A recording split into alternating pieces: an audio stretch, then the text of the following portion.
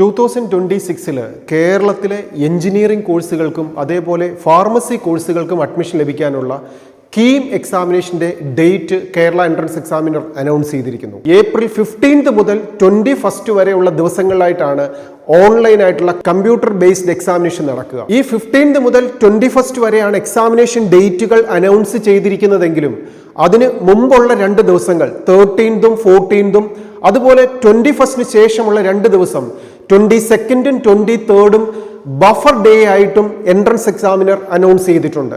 ഈ buffer day എന്ന് പറഞ്ഞാൽ 15th മുതൽ 21 വരെയാണ് എക്സാമിനേഷൻ ഡേറ്റുകൾ ഫിക്സ് ചെയ്തിരിക്കുന്നത്.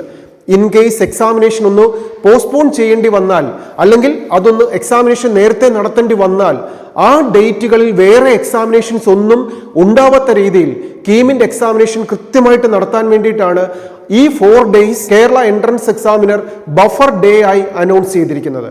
അപ്പോൾ 2026 ഒരു എഞ്ചിനീയറിംഗ് സെക്ടർ കേരളത്തില് ഗവൺമെന്റ് സെക്ടറിലോ പ്രൈവറ്റ് സെൽഫ് ഫിനാൻസിങ് സെക്ടറിലോ NRI സീറ്റുകളോ ഏതുമായിക്കോട്ടെ, കേരളത്തിൽ ഒരു ബിടെക് കോഴ്സ് അഡ്മിഷൻ ആഗ്രഹിക്കുന്ന വിദ്യാർത്ഥികൾ, ഇതേപോലെ ഫാർമസി ബിഫാം കോഴ്സുകൾക്ക് അഡ്മിഷൻ ആഗ്രഹിക്കുന്ന വിദ്യാർത്ഥികൾ, ഫിസിക്സ് കെമിസ്ട്രി മാത്സ് എടുത്ത് പഠിച്ചിരിക്കുന്ന വിദ്യാർത്ഥികൾ കീം എക്സാമിനേഷന് ആപ്ലിക്കേഷൻ സബ്മിറ്റ് ചെയ്യണം. എൻട്രൻസ് എക്സാമിനേഷന് സബ്ജക്റ്റുകൾ നന്നായി പഠിച്ച് ഇപ്പോൾ തന്നെ പ്രാക്ടീസ് ചെയ്ത് അതിനു വേണ്ടിയിട്ട് ഒരുങ്ങുക. പുതിയൊരു ന്യൂസും അപ്ഡേറ്റ്സുമായി നമുക്ക് വീണ്ടും കാണാം. All the best.